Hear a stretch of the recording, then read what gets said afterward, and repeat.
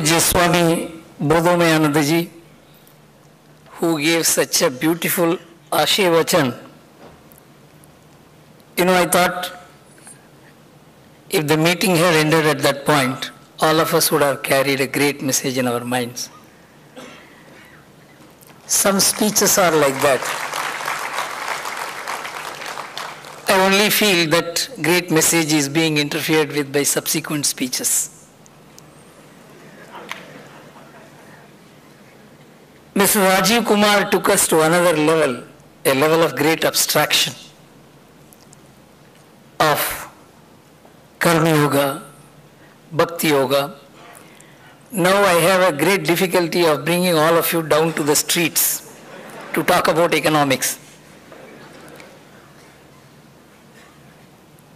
And Dr. Vinay Babu, who as soon as he came back, I told him whatever be the communication skills of anyone, no one can communicate as well as a teacher. So he enthralled all of you with very relevant connect between educational institutions and commercial institutions.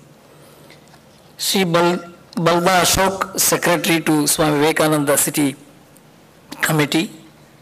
Sri Ayush, he is the Swami Vivekananda National Yuva Pramukh, and he is responsible for bringing me to stand before all of you.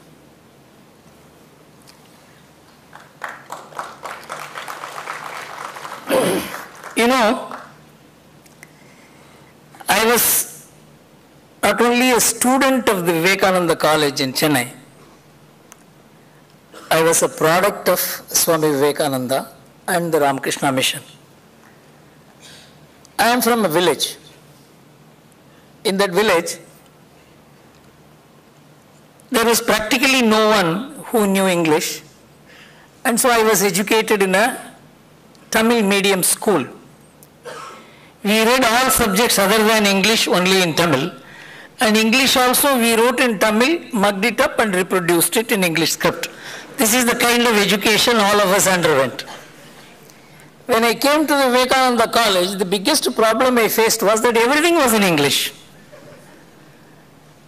And it is a monk of Swami Vivekananda order, Ramakrishna order, whom I approached. Swamiji, what will I do? I am all at sea. I am from a village and I can't understand much of what is being talked about in the college. He told me that the easiest way to learn a language is to keep on looking at the person who talks. His body language will communicate what his actual language communicates.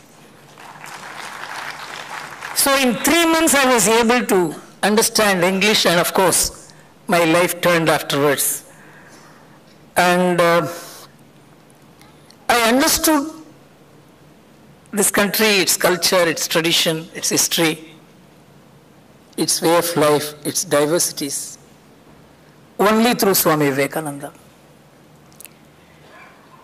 And his thoughts shaped me, and my association with the Rashtriya Swayamsevak Sangh, which was a continuation of my ideological shaping up by Swami Vivekananda, gave me an understanding about life, and my capacity to react to situations based on the context in which this country is placed made me understand my own association with other business or profession better, because I never felt I was an individual just working for myself.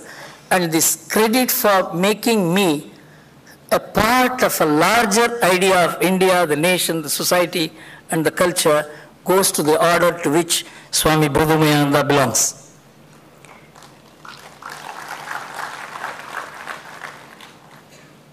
In 1991, when this tsunami of globalization struck India, being associated with the corporate world, close advisor to some, even closer friend of some, there was total confusion as to what India, Indian industry, Indian business, Indian government, Indian lawmakers, Indian policy makers should be doing. Confusion means that kind of confusion should never strike any country. And it struck many countries. You know, two great thoughts acted as two critical poles of the world: the socialist thought and the free market thought, both of which evolved in the last 100 years. And they were regarded as competitors to one another. And the main competitor to the market capitalist thought collapsed in 1989 with the collapse of the Berlin Wall. And so anyone who advocated, articulated, and even felt convinced by the socialist ideology, there was a massive defection. And there was a wholesale defection, with the result the whole world was moving in the same direction in which the free market world was moving. That was the total, irreducible effect of globalization. So at that time there was tremendous amount of confusion as to what India should be doing. And many Indian businessmen were told that it is going to be global. Business is not going to be local. It's not going to be Indian.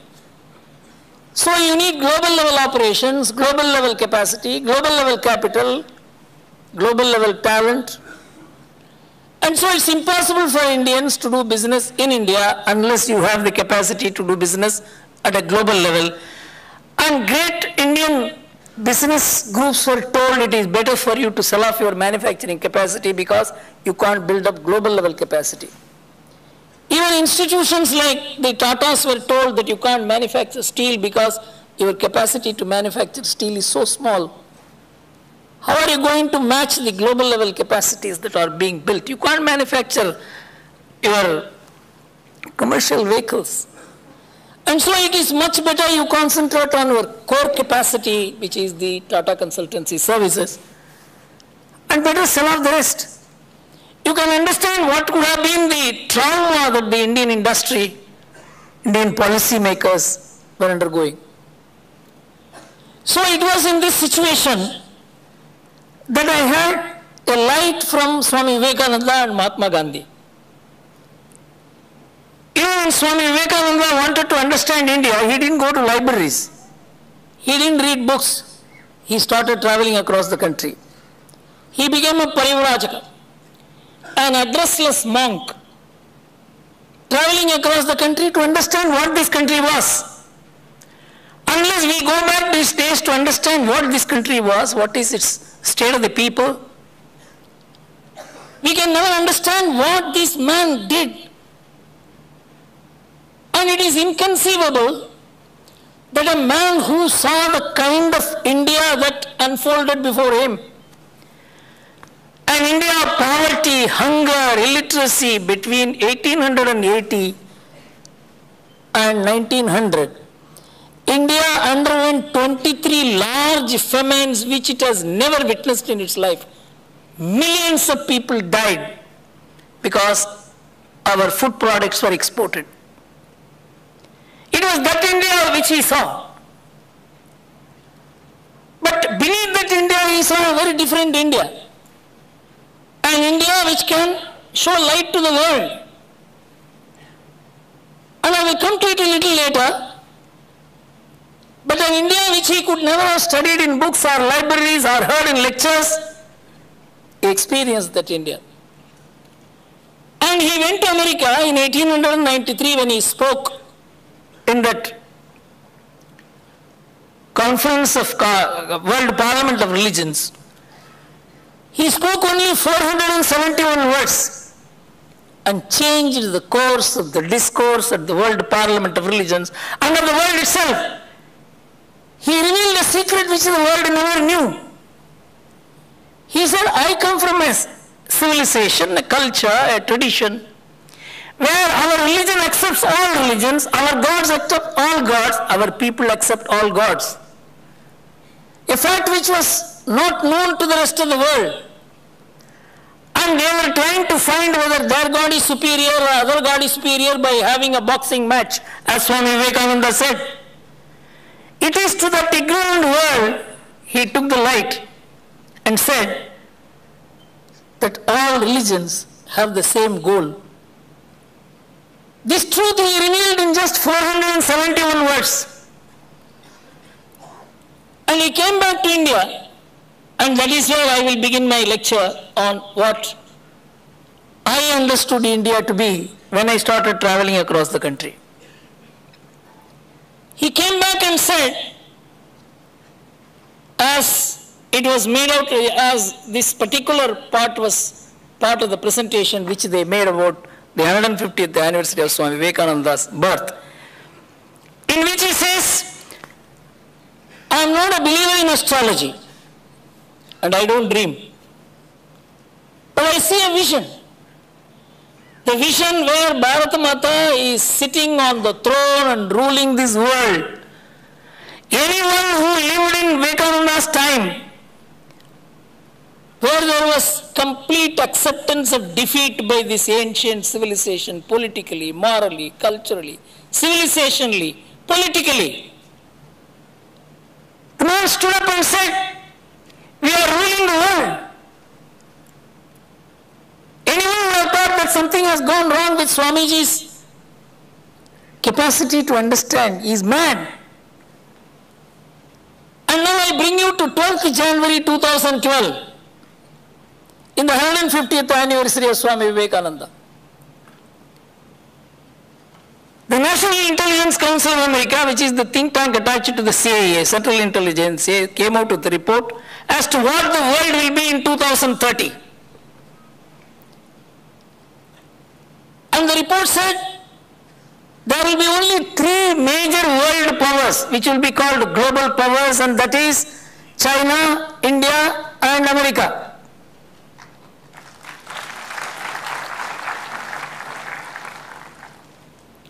They analyzed the military capacities of India, intellectual capabilities of India, educational potential of India, and the economic growth prospects of India, and said, by 2030, India will emerge as one of the 3 world powers, and by 2060, it will overtake China. These are not researches which are done by very ordinary minds, with ordinary tools. It is with a great amount of historical data, with current input in terms of technology, science, human resource potentials, demographic potentials, all these are put together to arrive at this conclusion. And so what Swami Vivekananda envisioned, not dreamt, not went to an astrologer to understand the capacities and the potentialities of India to rise as a superpower. He envisioned, and we are realizing the great potential today in front of us, and many of us would live to see that India. This potential he saw when he traveled across the country. Mahatma Gandhi came to India at the end of the First World War, when the First World War was nearing its end. A messy situation. The revolutionary movement had been crushed. Aurobindo had gone from Bengal to Pondicherry. The national leadership had collapsed. The idea of India was in question. So, Mahatma Gandhi, when he came here, he came with such high reputation of having shaken the British in South Africa.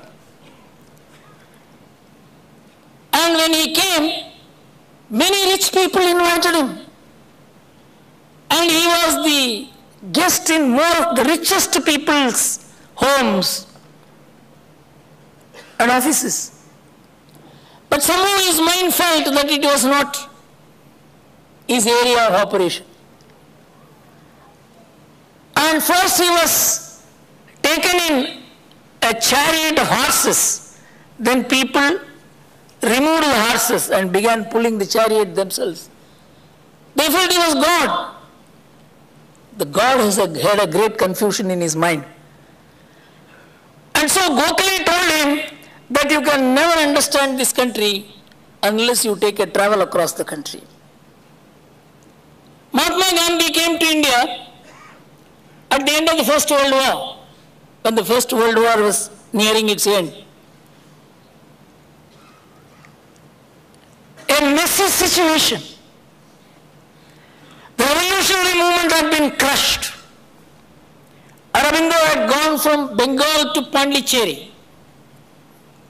The national leadership had collapsed. The idea of India was in question. So, Mahatma Gandhi, when he came here, he came with such high reputation of having shaken the British in South Africa. And when he came, many rich people invited him. And he was the guest in more of the richest people's homes and offices. But somehow his mind felt that it was not his area of operation. And first he was taken in a chariot of horses. Then people removed the horses and began pulling the chariot themselves. They felt he was God. The God had a great confusion in his mind.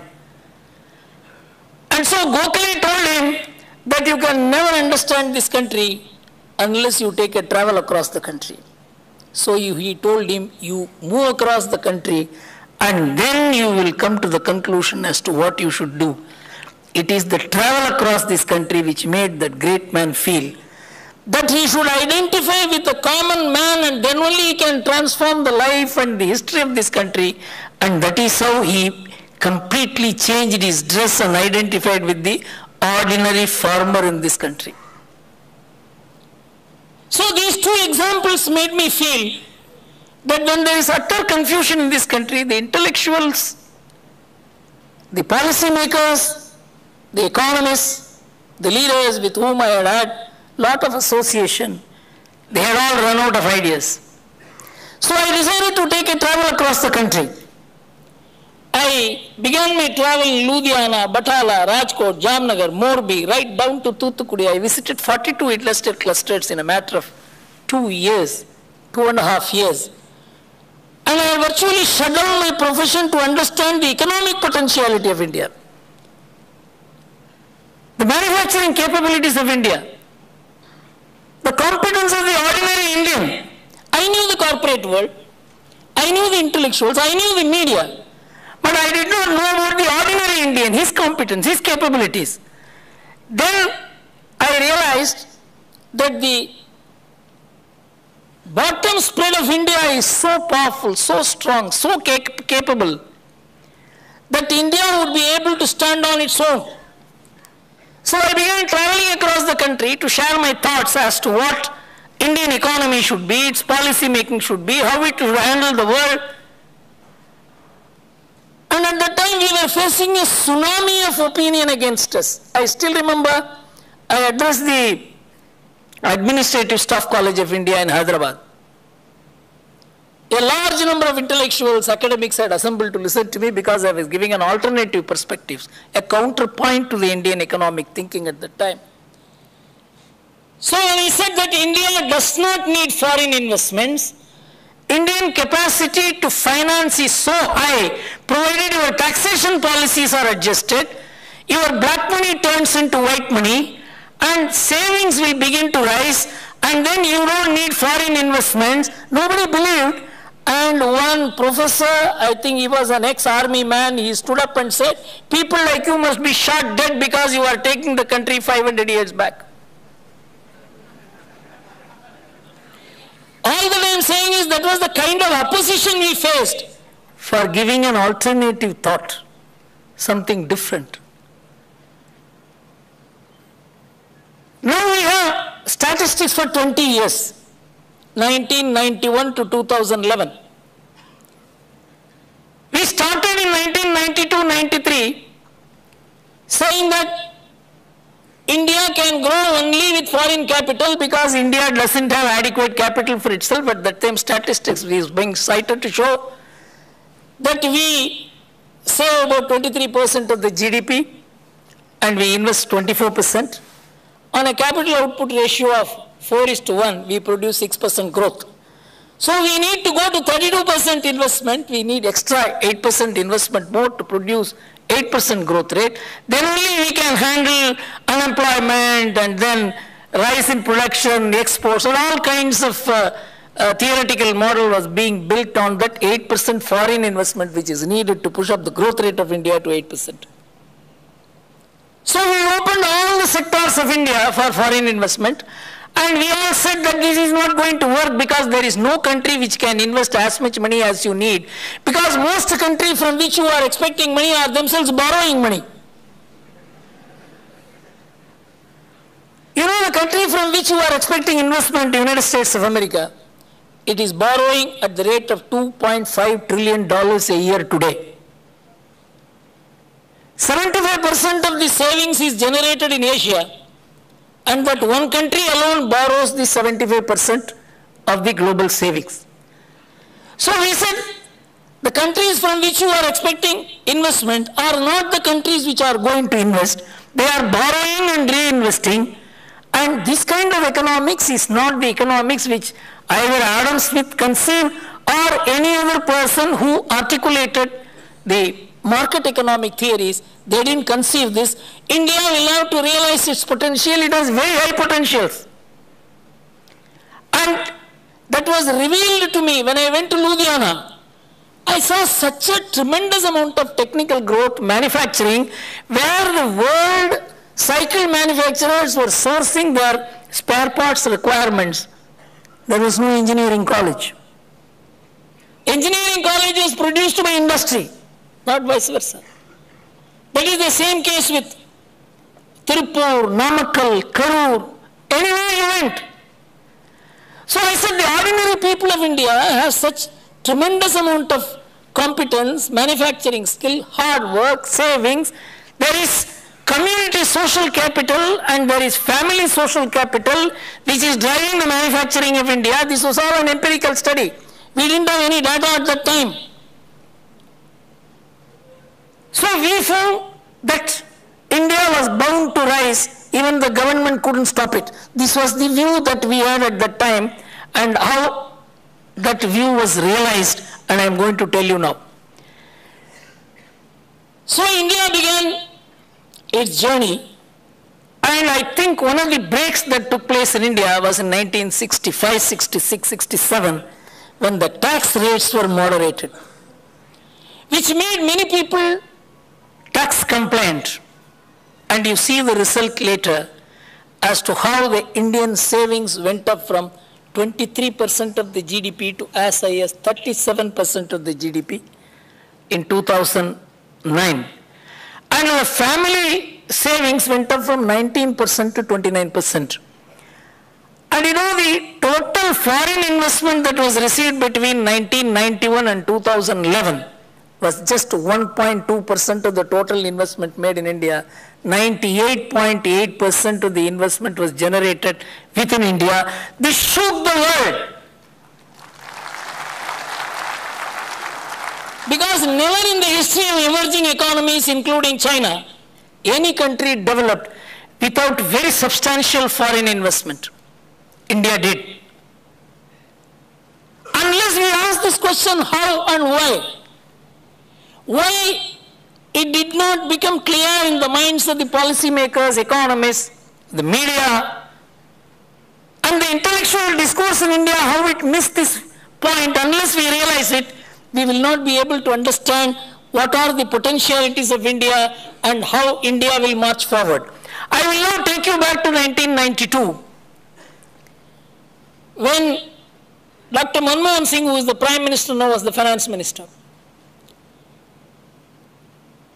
He invited Dr. Jagdish Bhagwati, one of the most well-known economists in America, an Indian born, but he was very well recognized. He was the person who fathered and mothered the WTO. He was called the god of free trade.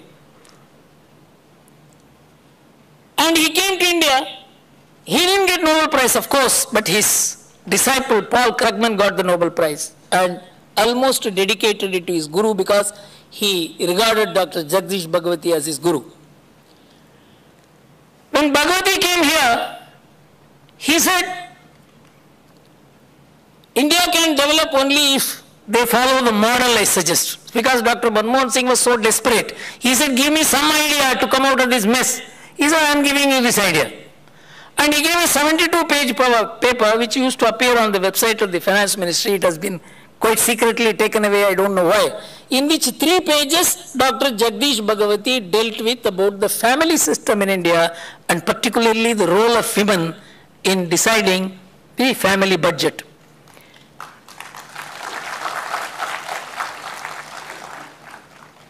Dr. Jagdish Bhagwati said that in India the families are saving 19%, up to 19% of the GDP. And unless this savings is brought down to 9 to 10% and the balance savings is converted into expenditure, you can never grow. And if you cut down your savings, increase your expenditure, consumption will increase, sales will increase, production will increase, employment will increase, the whole nation will be on the path of growth. But the impediment to this is the women of India who are stingy, they are not spending. You must somehow make them spend. And he said, your products are so poor, the Indian women are not going to be enticed to buy these products. They are very responsible. They are hemmed in by the responsibility to build up their families, to educate their children, to get their daughters married off, and look after their parents. They are always weighed in by responsibilities, so their desires are suppressed. And you must bring goods from abroad, jewelry, textiles, beauty items. You must bring all this and put it in public view in big malls so that the desire of the women dominates their responsibilities and they begin to buy these things. And by that, the Indian savings will reduce and expenditure will increase. The government began implementing all this. They cut down the tariff rates and they promoting the imports. And then foreign companies came and set up their shops here. And newspapers and media were getting huge advertisements and they were all very happy that so much of advertisement revenue is coming. They began clapping for this liberalization and globalization and foreign promotion of foreign trade. And I am part of the media, so I understood what it is. No one will speak against this kind of irresponsible economics because the media was part of the game. Educational institutions, research institutions, economists, policy makers were part of the game because that was the tsunami of opinion that was created in its favor. But you see what happens. And all this whipping up of this total scenario to change India into a consumerist society, it failed because the Indian women did not oblige these policies. They sang the advertisement songs but did not buy the goods.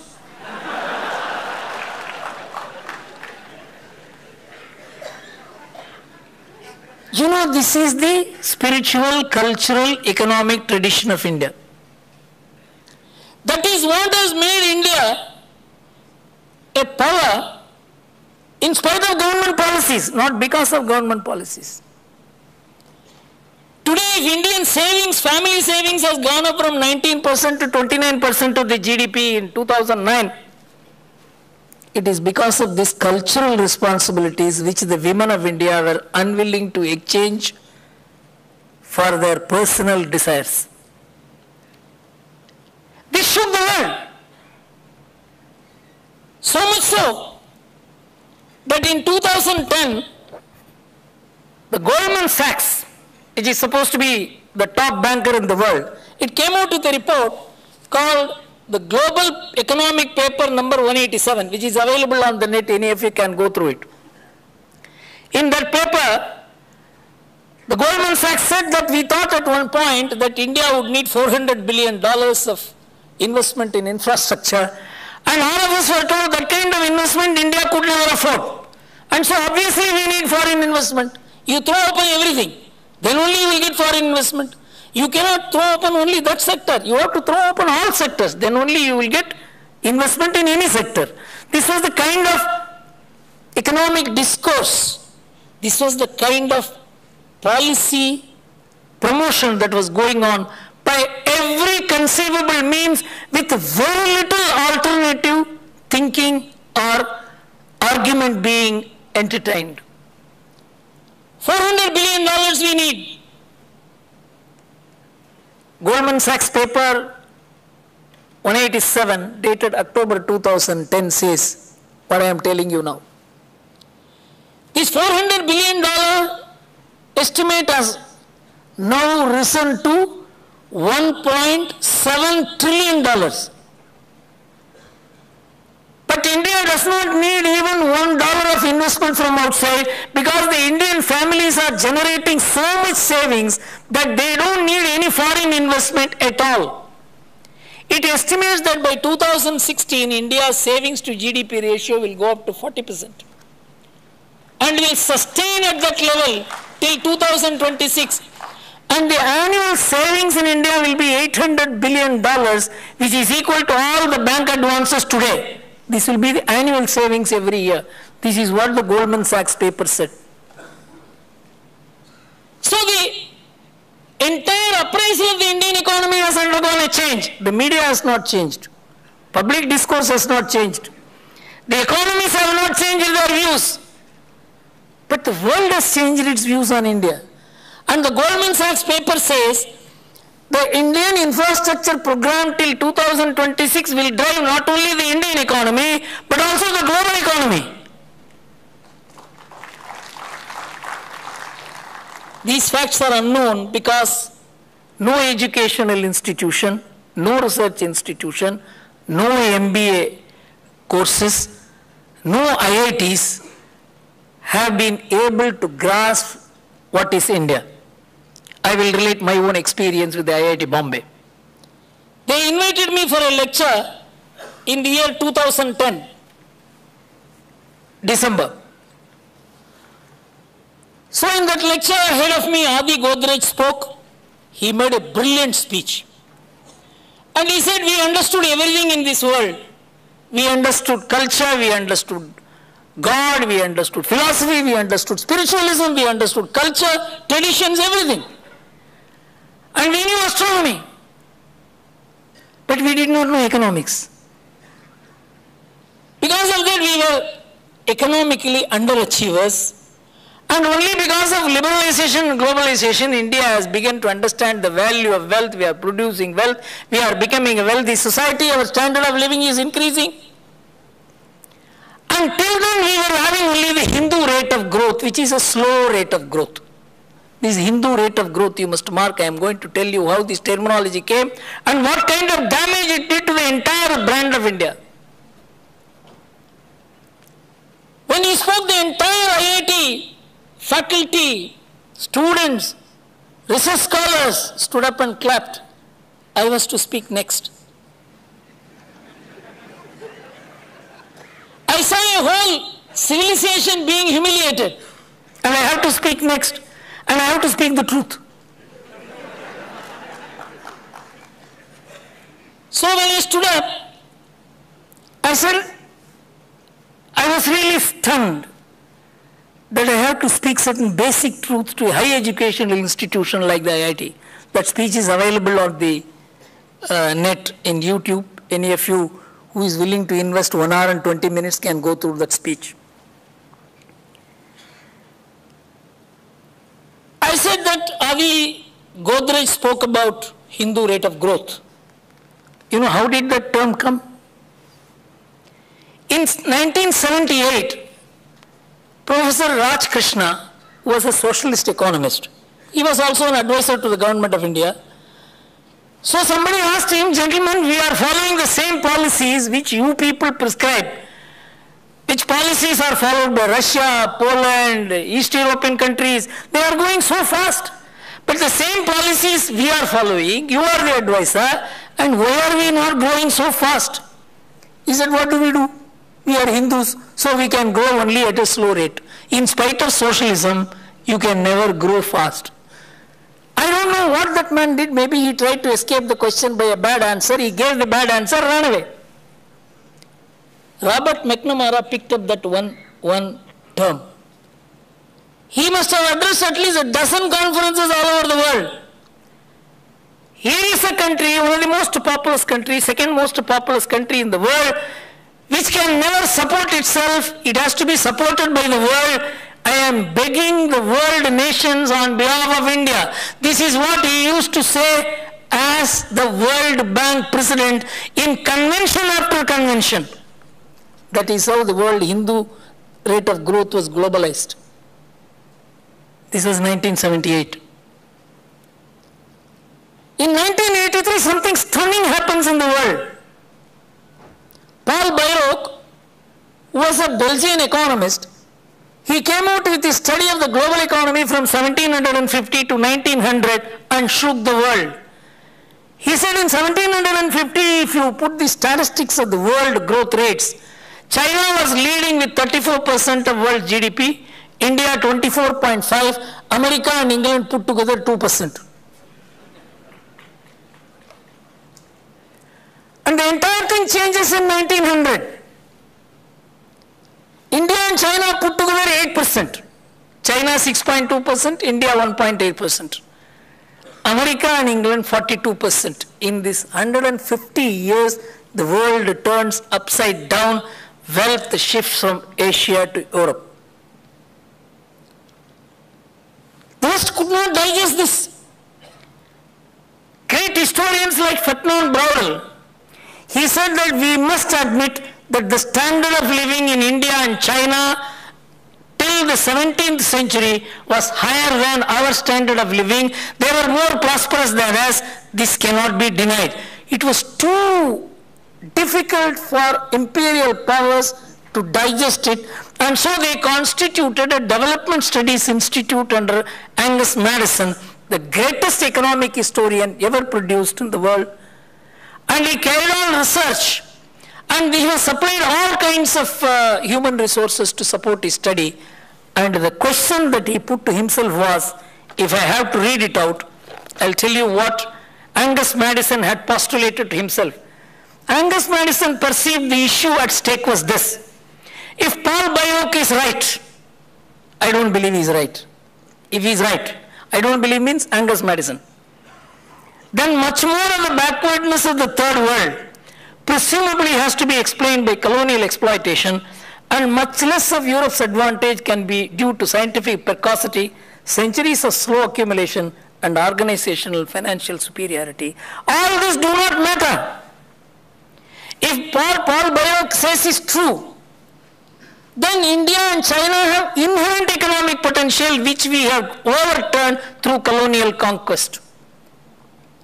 Then he set out to do the research from 1983, and he came out with the study in 2001. The World Economic History, a millennial perspective. He didn't study only 150 years. He studied 2000 years of economic history of the world. And he said in the first year of the common era, the year in which Christ was born, as it is believed to be, India was leading the world with 34% of world GDP and China was 28%. The lead continues 1000 years. 1400 it continues. 1015, 1500 India and China equal. 1600 China overtakes India. 1700 India overtakes China. The economic game was only between these two countries. It has settled the world economic history that India was an economic giant for 1700 years. It is not that we were an economic failure because of spiritualism.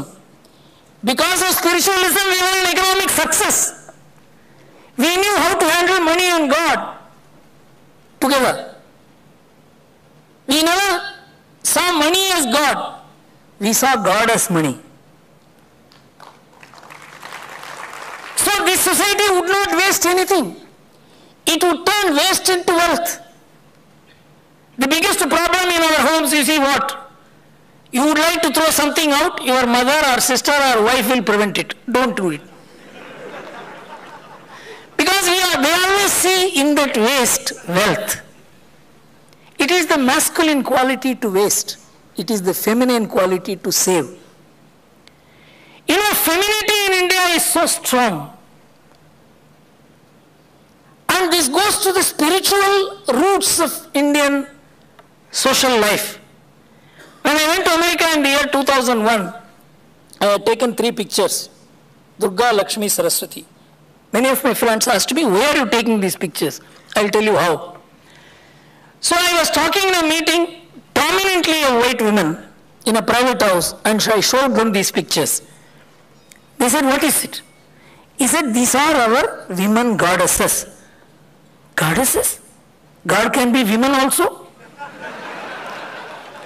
Because the concept of God in the West is a man. Even though God is formless, he is a man. So I said, these are our women gods. This is the goddess of learning. This is the goddess of wealth. This is the goddess of power. Because they have no understanding that God could be in women form. I said, the God transcends man and woman form. And then I explained the concept of Ardhanarishwara. Then I told them one more secret. You are only thinking God can be women. In our country, women can be gods. Then I explained to them the concept of Kanya Puja, Suhasini Puja. Many of them wiped out their tears. You know why? They don't know this paradigm at all.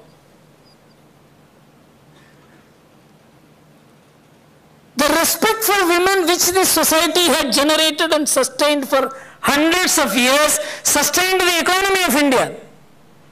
It is only when women's respect was brought down in this society because of colonial intervention, when man became the breadwinner and she became the caretaker, there was no such a distinction in the past. Man and woman together used to do economic avocations, whether it is in the field or in the shop, anywhere.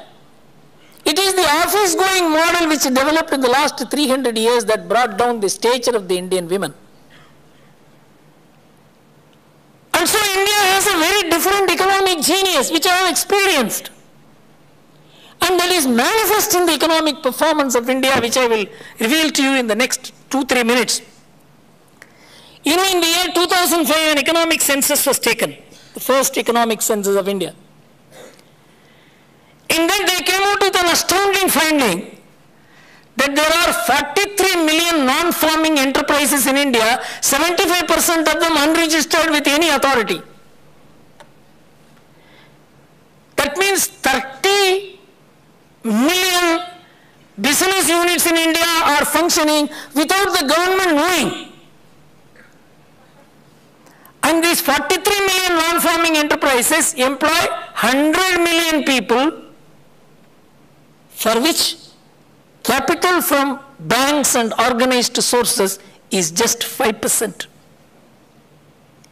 This shook the Indian economic policy makers. The second economic census is going on today. Now, by 2015 it will come out. This became, and this produces 40% of India's manufacturing. And if India is becoming a manufacturing giant today for itself, you know, if you look at the Indian economic model, the most important part of it is a domestic economy, domestic saving, domestic investment, domestic demand, domestic supplies. India relies very little on imports, except in the last 9 years, which I will reveal to you. It was a criminal negligence of this government which has put India in this difficulty in which it should never have been.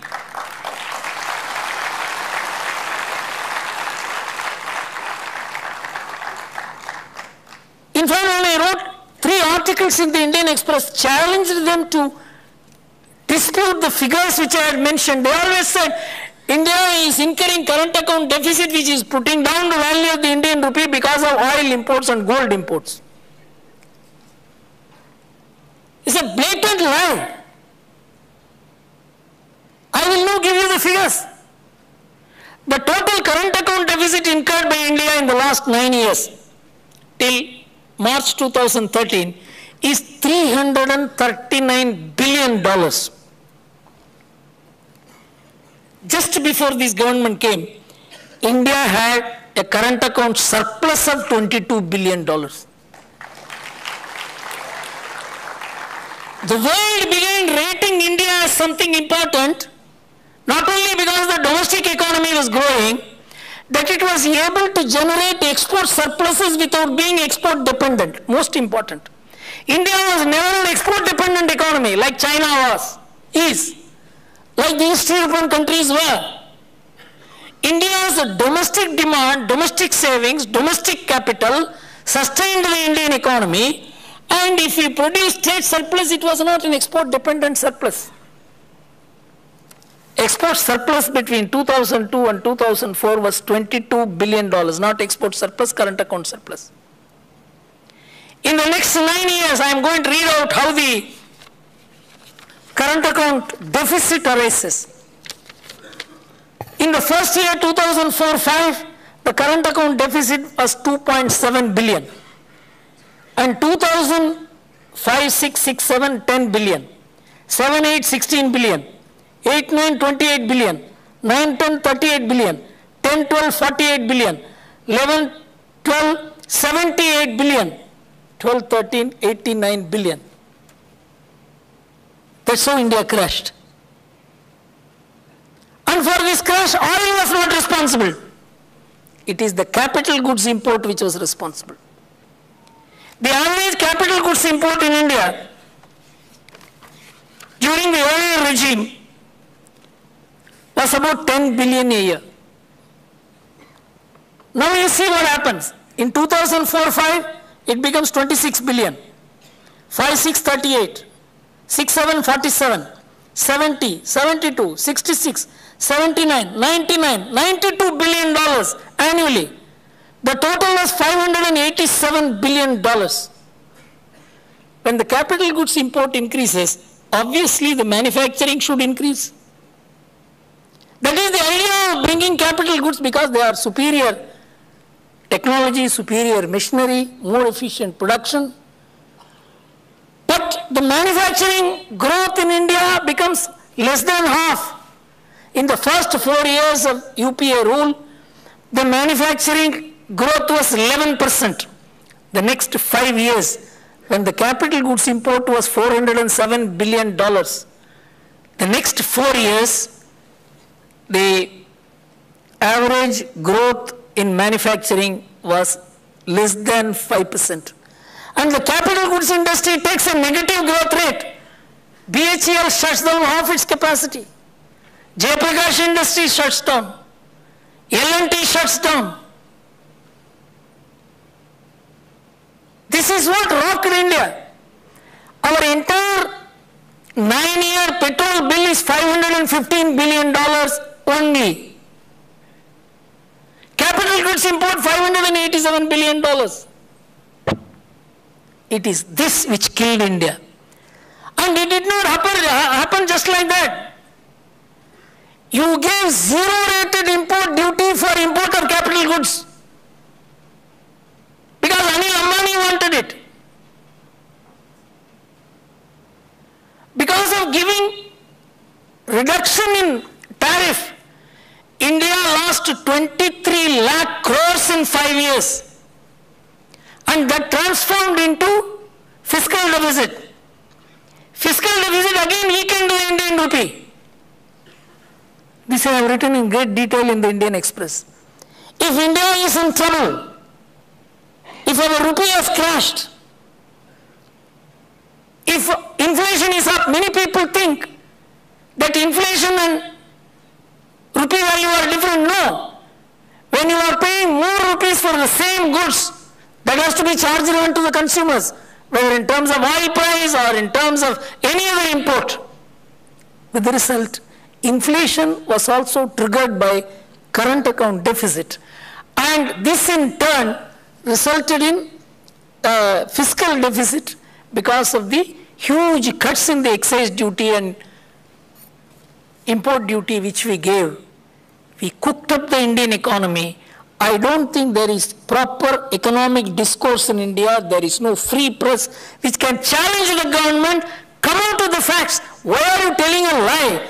It is oil and gold. We are economic illiterates. We are in problem. But this is only temporary. You need not have to worry that India is in a great distress. India is still a country of very high level of discipline. It may not have discipline in the road. It is disciplined at the family level.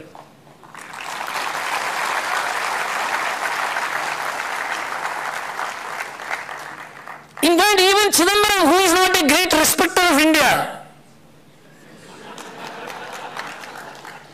he said Indian savings rate is very high, Indian families are responsible. You are trying to make them as irresponsible as the American families are, but you failed. You know why? It is because of our great tradition, culture, spiritualism. This has nothing to do. This is actually the social capital of India, which you cannot create by law. You cannot legislate this into existence. In America, they are trying. You know, in America, 41% of the babies are born for unmarried women. 21% of them are born for school-going children. In England, it is 47%. In Scandinavian countries, it is 56%. Babies which are born have been nationalized because the parents will not look after them. A child which is born is the property of the state. That is why one of the Indian women who was there, his child was also regarded as the property of the state because she fed the child with the hand. The child inspector came and said, "How dare you feed the child with your hand, so unhygienic." They took the child away and arrested the woman.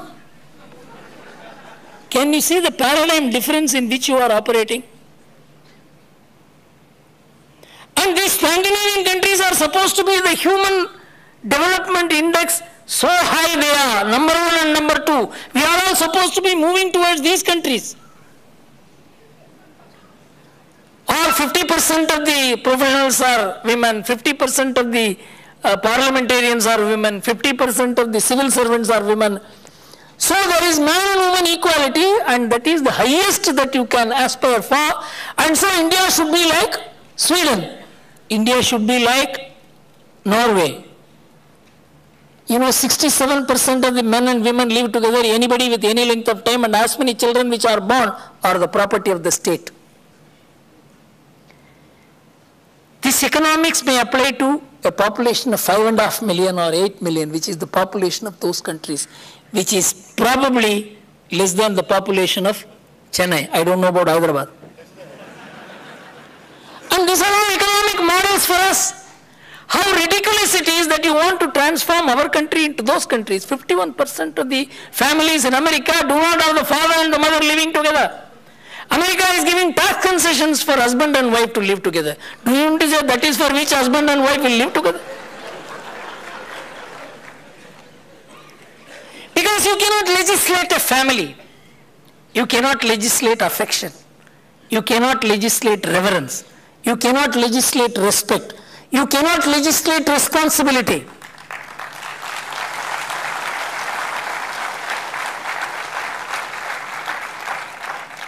But you can destroy all this by legislation. In India, there is a domestic violence act. In every house there is violence because human beings are violent. That is why Ramakrishna Mission is needed. Government of India cannot solve the problem.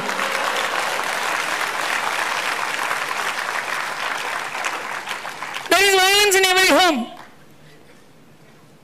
In Sweden, women have formed an association to beat up men. You can see in the web, you can see Wikipedia. Because the married couples are not there. It is only live-in partners, friends living together. Even there, the boyfriends beat the girls. Because the human mind is the same whether he is the husband or boyfriend. The human mind is basically violent. You have to cure them. That's what Swami said.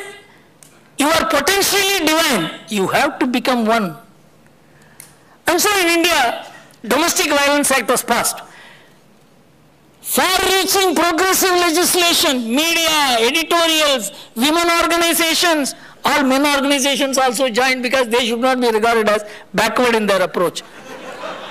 You know, what does this say? This will dynamite any family. If husband and wife quarrel, and one of them, possibly the wife, she gets so upset and calls the policeman, the corrupt policeman comes into the family to settle the dispute between husband and wife. If you go beyond that, there is corrupt judiciary. I make it bold to say, judiciary is corrupt. And you want the judiciary, police, lawyer, court, to settle family issues, which is the most viable economic institution of India, producing 29% of India's GDP savings. It is destroyed in America. In America, there is no savings today. Family responsibilities are passed on to the government. Taking care of parents, elders, infirm people, unemployed people, these are the responsibilities of the government because there is no family to take care of them. And with the result, if you don't have any responsibility, the propensity to save, which is very important in economics to maintain savings rate, that goes down. In America, family savings as a percentage of the total savings has come down from 80% in 1960 to minus 20% in 2006 third quarter because people began spending more than what they were earning because they have no responsibility in life. The responsibilities which the government took up on behalf of the families, family responsibilities, families were nationalized. And the government was privatized. And this is called modern economics. Maintaining bridges, roads, laying roads, having airports, seaports, these are all normally the water supply, these are supposed to be the responsibilities of the government. Taking care of the parents, infirm, elders, unemployed people, these are all supposed to be the responsibilities of the family. This is reversed. The government will take care of the parents, it will take care of the unemployed people, it will take care of the single mother, it will take care of infirm people. But the private people will build roads, bridges. I mean, it's a perverse economics which will never fit into a family-based society.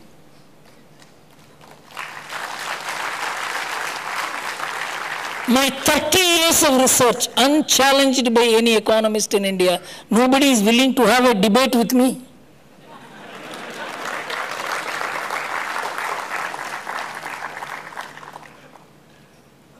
And India is an economic giant not because of the state, it is because of the people.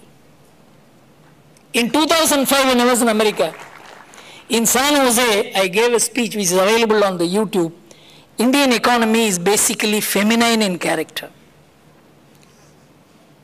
It is womanly qualities in this society, moderate consumption, high savings. You have very high responsibility when you go into a shop whether to buy it or not. See what the modern economics is. I am going to read out something to you which will shock. What is the total goal and aim of modern economics? In a paper titled On the Anthropology of Modernity, Marshall Chalins, a prominent American anthropologist. Anthropology is the study of human evolution, how the West has evolved. A late classic of the genre was Walter Rostow's Stages of Economic Growth, with its unilinear sequence of 5 developmental stages from traditional societies to the age of mass consumption. Rostow must have been among the first to perceive the culmination of human social evolution was shopping. Buying is the ultimate end of human evolution.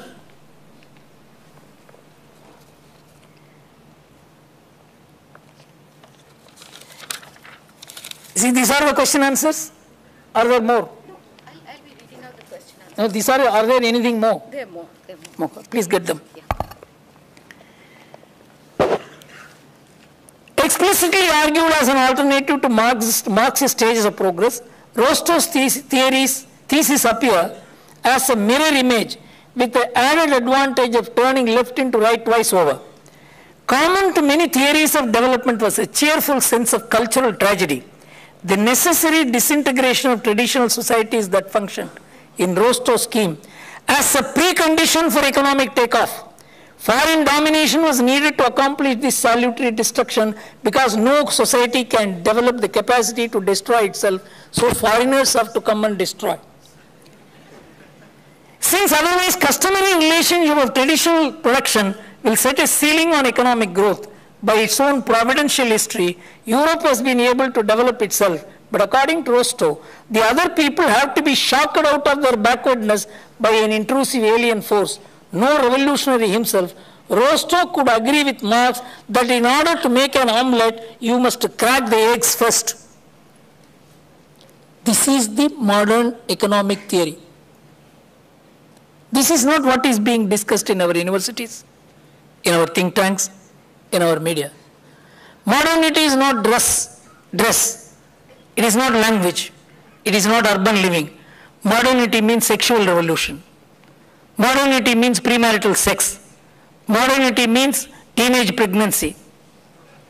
This is modernity. Because high level of individualism dominates not only the political philosophy, it also dominates the economic philosophy. This country has been able to resist all this because of the huge amount of spiritual underpinning of this society which makes people responsible. Your responsibility to parents, your responsibility to elders, your responsibility to unemployed people, your responsibility even to a neighbor. In America, 30 years, two people will be residing together. They will be even smiling at each other. They will not know each other. I'll give you a small example. I was in America in 1992 when I was traveling. My host child was playing with the neighbor's child. He was telling the child, don't play with the child, ask him to go out. And you come inside. I said, well, the beautiful lawn, both of them are playing. He said, what are you saying? If my neighbor's child falls down and gets injured in my compound, he will send me legal notice for $25,000. That is the relationship between neighbors. But in India, at about the same time, one of my friends, he was driving to Bombay for a very important appointment with a banker for a business proposal. And as he was driving, the neighbor's wife came, sir, my husband has chest pain. He just drove the car into his house, put the man took him to the hospital. His bank appointment went up in smoke. In fact, I asked that friend, how did you decide? He said, what is there to take a decision? If I had not done that, if something had happened to this man, I would never have lived in peace for my entire life. There is a relationship between everybody and everybody in India. There is no relationship between even parents and wards in the countries in which these economic theories have evolved. That is why India will be a winner. That is why Asia will be a winner, because of our relationships. The total social security burden which American government has undertaken because of the failure of the relationships, its today's value is $104 trillion, whereas America's GDP is only $16 trillion. In India, the entire social security is privatized, not by any law, but because of our idea of dharma.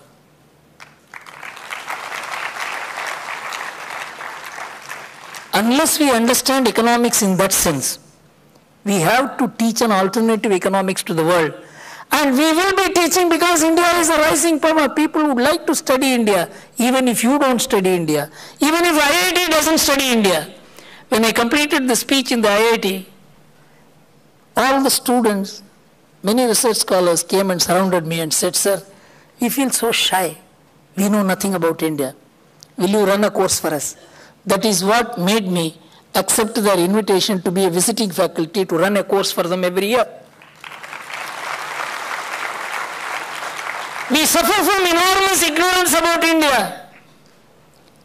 Swami Vivekananda could intuitively see the capacity of India to rise as a global power, which we are becoming today. So I feel that the first thing all of us should understand is to know about India and its competence, its potentialities. We suffer from unnecessary inferiority complex by benchmarking ourselves with culture, civilizations, polity, and way of life, which is collapsing. America has printed $3.2 trillion in the last 5 years. That is what has made America survive. Europe has printed $1.8 trillion. That is what making Europe survive. Japan is printing $1.4 trillion. That is what making Japan survive. This is economics today, printing currency and living. No one knows how long it will continue. They have bankrupted the people and strengthened the national economy. And when the national economy is weakened, nation is weak as well as the people are weak. Our people are not bankrupt. The government may be bankrupt.